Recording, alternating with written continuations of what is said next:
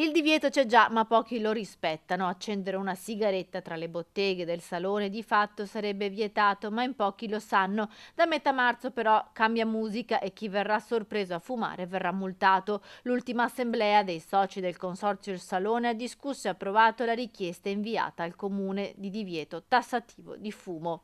Prima c'era sempre l'ordinanza del sindaco, ma dovevamo essere noi i vigilanti, se diciamo, per le gente che fumasse.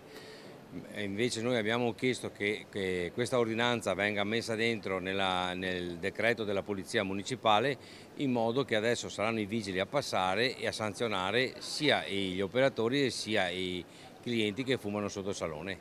Per la prossima settimana è previsto anche un incontro con l'assessore Diego Bonavina per definire i passaggi della polizia locale tra le botteghe storiche e scatteranno anche le sanzioni. Il salone viene percepito come un luogo all'aperto per le sue molteplici entrate, ma è un luogo in cui il cibo fresco viene esposto.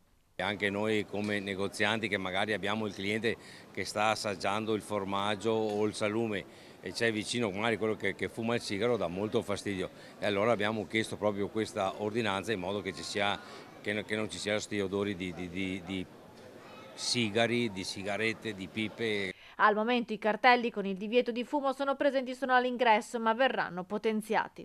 Verranno messi, subito mettiamo dei cartelli su tutti i negozi con scritto vietato fumare, e anche un cartello un po' più grande, però più avanti verranno messe delle piantane all'entrata di tutte le entrate del salone, delle piantane con scritto vietato fumare, che è molto più visibile.